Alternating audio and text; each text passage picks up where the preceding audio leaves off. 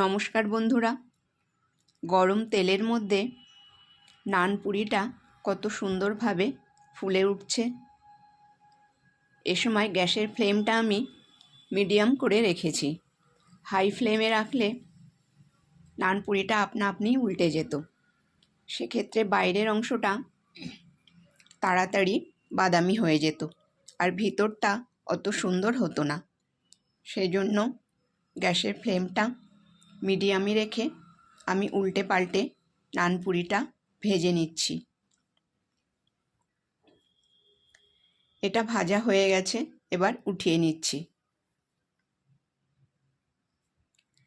এবার ভিতরটা দেখে নিন কত সুন্দর হয়েছে আর একেবারেই তুলতুলে নরম। আর এটা দীর্ঘ সময় এরকমই নরম থাকবে। এবার আপনারা দেখে নিন রেসিপিটা আমি কিভাবে বানাই। প্রথমে আমি এখানে 1 বাটি দই নিয়ে নিয়েছি। এটা টক দই। দইটা একটা বড় পাত্রের মধ্যে নিয়ে নিলাম। এবার এর মধ্যে দিয়ে দিচ্ছি 1/2 চা চামচ বেকিং পাউডার। এবার দিয়ে দেব 1/2 চা চামচেরই 4 ভাগের 1 ভাগ বেকিং সোডা। যেহেতু আমি এখানে টক দই ব্যবহার করেছি, সেই জন্য এখানে 2 চা চামচ চিনি দিয়ে দেব। প্রথমে 1 চামচ দিয়ে দিলাম, আরও 1 চামচ চিনি এর মধ্যে দিয়ে এই উপকরণগুলো ভালোভাবে মিশিয়ে নেব। এভাবে বেশ কিছু সময় ধরে মেশাতে থাকলে এটা ফরম্যাট হতে শুরু করবে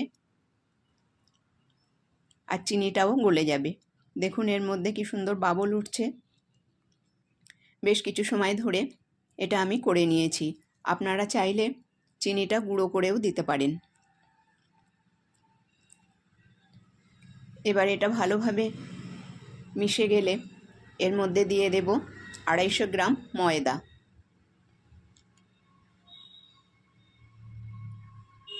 প্রথমে দিয়ে দিলাম 1 বাটি, আবারও দিয়ে দিলাম আরও 1 বাটি ময়দা। অর্থাৎ মোট আমি এখানে 250 গ্রাম ময়দা ব্যবহার করেছি। এবার এর মধ্যে দিয়ে দেব 2 টেবিল চামচ তেল। আন্দাজ মতন এখানে দিয়ে দিচ্ছি।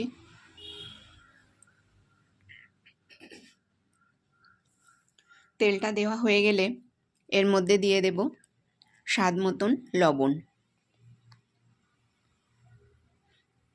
এবার এই সমস্ত উপকরণগুলো খুব ভালোভাবে বেশ কিছু সময় ধরে মিশিয়ে নেব। এটা আলাদা করে ময়ান দেওয়ার দরকার নাই। আমি যেভাবে করছি বন্ধুরা, এভাবে একবার করে দেখবেন, এটা খুব সুন্দর হবে, একেবারে নরম তুলতুলে। কিছু সময় হয়ে গেছে, উপকরণগুলো আমি ভালোভাবে মিশিয়ে নিয়েছি।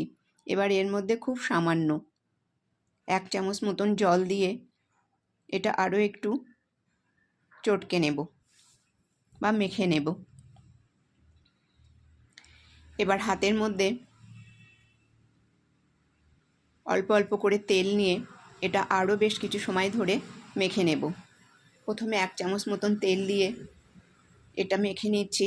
এর ফলে হাতে যে চিটচিট করছে এটা খুব সহজেই ছাড়িয়ে আসবে।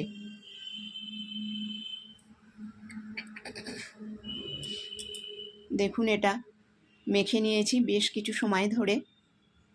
এই মাখাটা যত সুন্দর হবে এই নান পুরিগুলো তত সুন্দর নরম হবে। আরও 1 চামচ তেল এর মধ্যে দিয়ে আরও একটু চটকে নেব।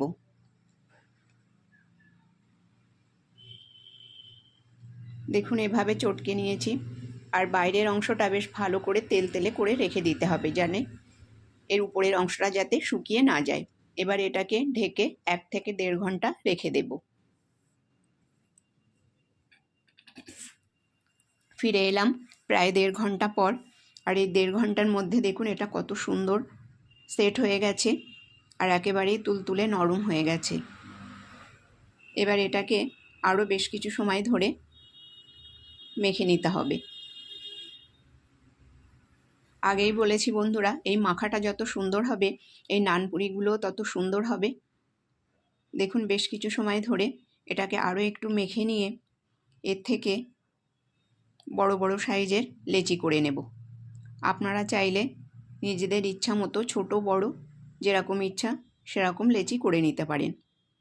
আমি এখানে একটু বড় বড় সাইজের করে নিচ্ছি, কারণ নানপুরিগুলো একটু বড়ই হয়। এবার এগুলো সব গোল করে নিয়েছি। এবার নিয়ে নিচ্ছি বেলান চাকি। এই বেলান চাকিতে অল্প করে একটু সাদা তেল লাগিয়ে নেব। কয়েক ফোঁটা দিয়ে দিলাম। দিয়ে এবার বেলান চাকিতে একটু লাগিয়ে নিয়ে একটা লেচি নিয়ে উল্টে পাল্টে একটু তেল লাগিয়ে নিলাম। তারপর এটা সুন্দর করে বেলে নেব।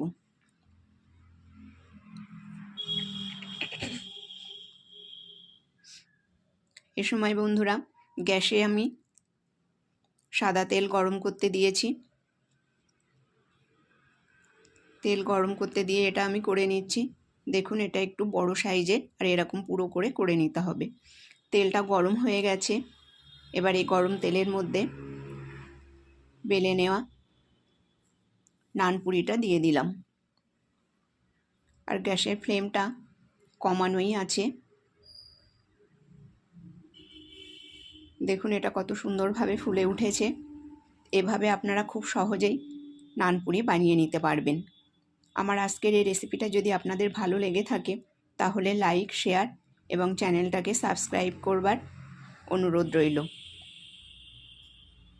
এভাবে একবার বানিয়ে দেখবেন বন্ধুরা। যদি ভালো লেগে থাকে তাহলে কমেন্টে অবশ্যই জানাবেন।